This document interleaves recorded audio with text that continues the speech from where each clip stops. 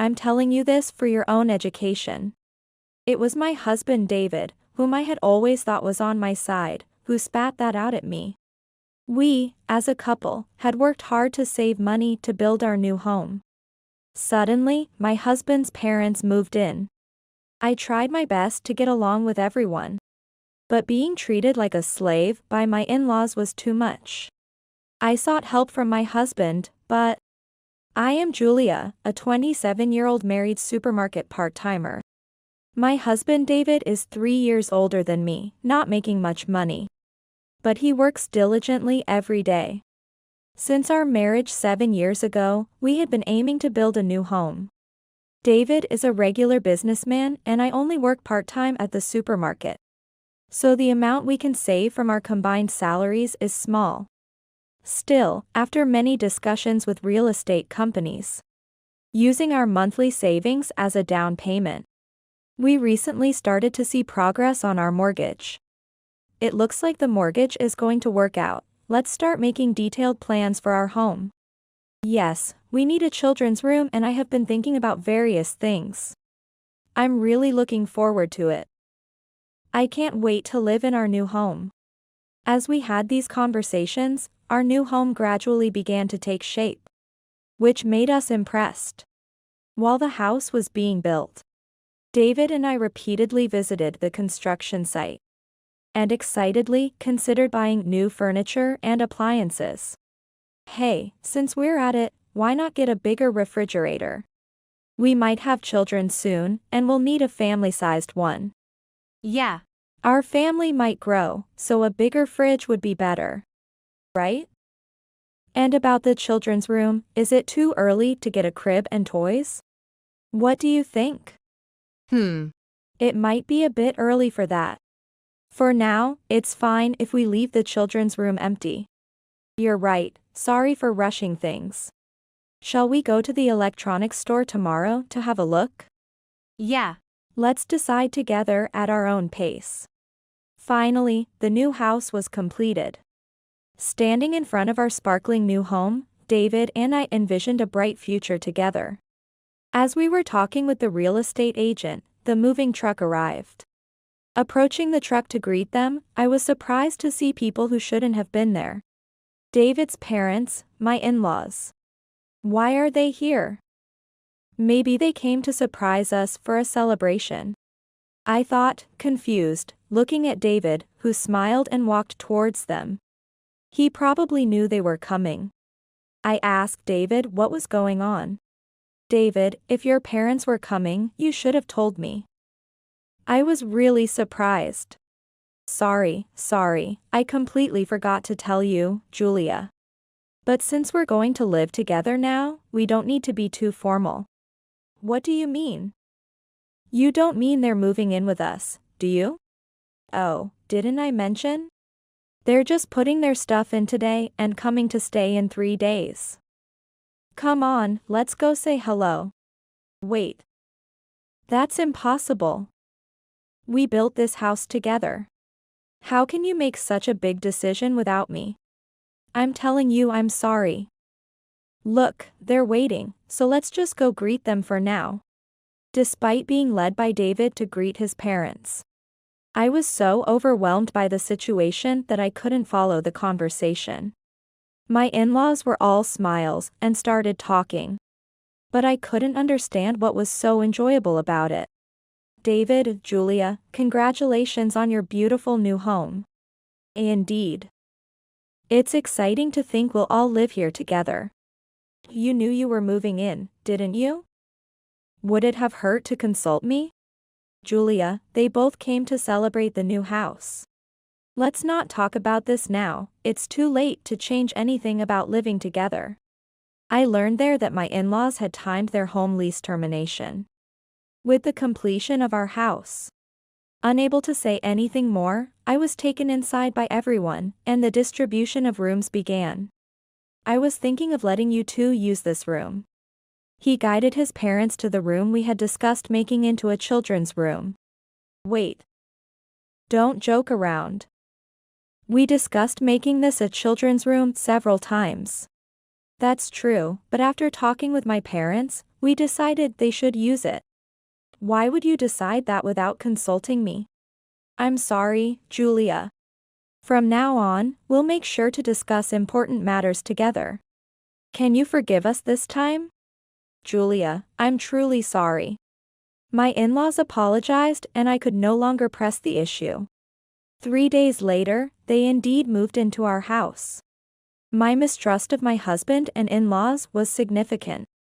But there was nothing I could do but start a reluctant cohabitation with the four of us. The life that began as a deceit was filled with hardships. Both in-laws did none of the household chores.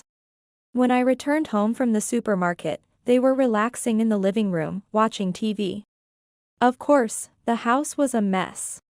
Cooking, cleaning, and laundry all became my sole responsibilities. Managing chores for 4 people instead of just 2 was unbearably hard. Julia, the laundry is piling up, so please take care of it today.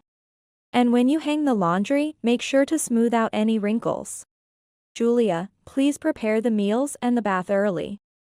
I want to take a bath by 6 p.m. Also, could you make the seasoning a bit stronger? After enduring such nagging for the first week, I couldn't bear the thought of it continuing and decided to talk to my in-laws. I have something to tell you. Isn't it strange that I'm the only one doing all the household chores in this house? I also work, and I need my husband to take on some of the responsibilities. Since both of you are retired and at home, could you please help out with the chores a bit? What are you talking about? Household chores are the wife's job. And how dare you speak to your parents-in-law like that? I used to do all the household chores by myself back in the day. It's only natural that you should do the same. I was so taken aback by their fierce response that I couldn't say anything at the moment. That night, after my husband came home, I discussed the day's events with him. Today, I tried asking your parents if they could help out a little with the chores. But I ended up making them very angry. Honestly, taking care of 4 people is really tough, and I need your help too. Are you serious? Given the hours we work and our income, it's only natural that you handle the household chores. And the idea of pushing chores onto my parents, even if they are in-laws, is unthinkable. This is a good opportunity for you to learn the basics of household management from my mom. Hearing his response, I realized that I had no allies in this house. At that moment, I decided to leave. I had the next day off from work. So I planned to leave early in the morning and packed my bags during the night. In the morning, I went to the living room to talk to my husband, and all 3 were there. Thinking it was a good opportunity, I started to speak. I have something to tell you all. It's difficult for me to continue living together like this. So I will be going back to my parents' house. What are you suddenly talking about? If this is about yesterday, we've talked it over and we all reflected on it. Can't you forgive us? Julia, I'm sorry. From now on, let's cooperate and share the household chores. I'm sorry, I went too far yesterday. I apologize. I see. Maybe I acted too hastily. From now on, let's all work together to make this house better. Although they apologized, I felt defeated. Anyway, we agreed to share the household chores. However, their words turned out to be a complete lie. Even on the day we had that discussion, they made excuses and did nothing. The next day and the day after, their attitudes remained unchanged. And I decided to leave the house for the second time. Enough is enough. Nothing has changed after all. This time, I'm really going back to my parents' house. After saying this, I left the house. Disgusted by my husband and in-laws who were shouting to the neighbors behind me. Everyone. Have you seen my wife? I can't contact her. Julia. Where are you? Please come back. What if she's involved in some incident? We should call the police. Unable to ignore the three causing trouble in the neighborhood, I reluctantly returned home. However, their attitudes towards life did not improve. And I reached my physical and emotional limits. Without telling anyone, I left the house for good. The next day, while staying at my parents' house, I received a call from an unknown number. It was the police, unbelievably informing me that the three had reported me missing. I explained the situation to the police. But they told me they couldn't intervene further in a domestic issue. And that we should discuss it among ourselves. Reluctantly, I returned to what seemed like days of hell, as I couldn't dismiss what the police said. Then I struggled to get through each day. One day, my mother-in-law invited her sister over without informing me. When I returned from work, she ordered me to make dinner quickly, expecting something lavish.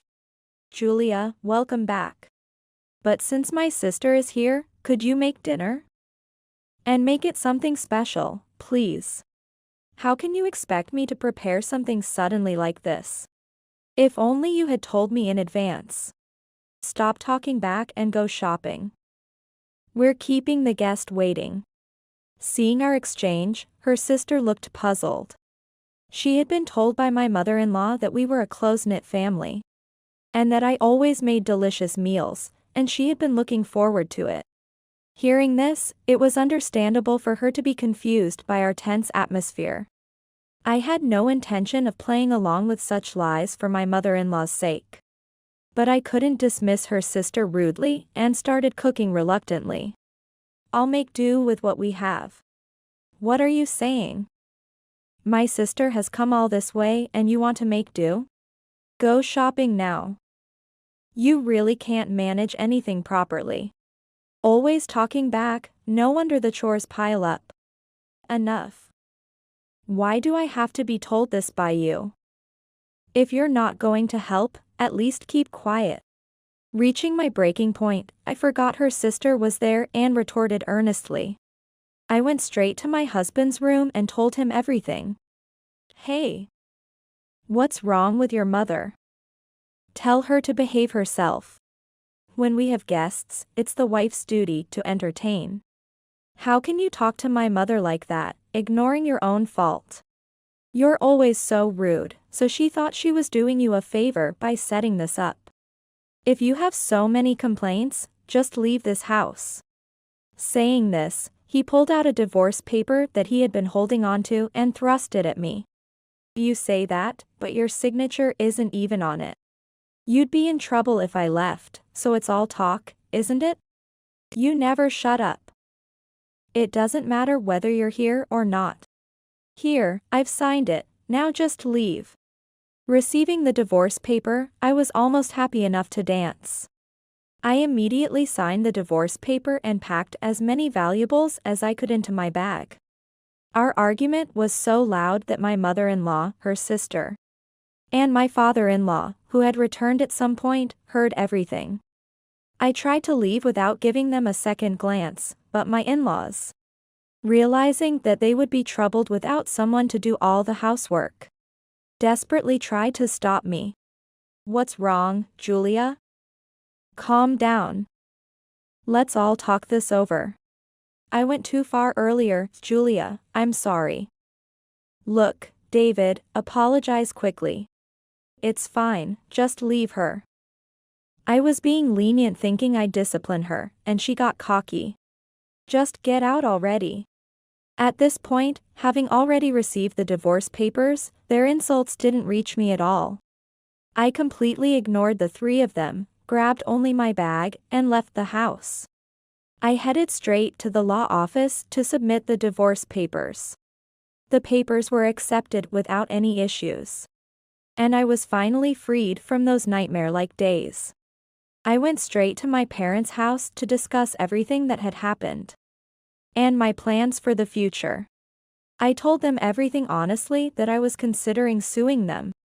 That I planned to start living alone near my workplace. And that I needed some financial support to start anew. My parents readily agreed to help and commended me for enduring through tough times. Determined not to cause any more trouble or worry for my parents, I resolved to confront those three thoroughly. A week later, I returned to the house I once shared with them. Neither my father-in-law nor my mother-in-law was home, and it was just David and me. I thought you'd come back soon, but you held out longer than I expected. If you apologize sincerely, maybe I'll forgive you. I didn't come here to apologize. The divorce papers have already been processed. And you and I are nothing more than strangers now, so stop acting superior. I will be filing for the property division. Coming back here acting all high and mighty. Why should I pay you anything after all the trouble you've caused? I have no intention of discussing this directly with you any longer. From now on, all communications will go through my lawyer. I have video and diary entries documenting everything you and your parents did to me. So if you refuse to pay, I will take this to court. That's all I came to say today. Goodbye. After saying what I needed to, I ignored whatever David was about to say and left the house. I heard about their lives afterward through my lawyer. After our divorce, David and his parents intended to continue living in that house. But their plans fell through. The house, being new, still had a significant mortgage on it. David was listed as the homeowner. When we were living together, his salary went to the mortgage and mine to the living expenses. With me gone, their financial situation reportedly worsened significantly. David sought help from his parents, asking them to use the money from selling their previous home for living expenses. However, their spending had been so lavish, including luxury cars, expensive bags, and golf, that there was hardly any money left, it turned out. As a result, he could no longer afford the monthly mortgage payments.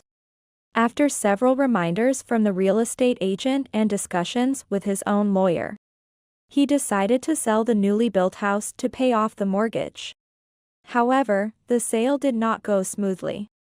No one had cleaned the house since I left. It was filthy, with holes in various places and stained with cigarette smoke and color, leading to a substantial cleaning fee.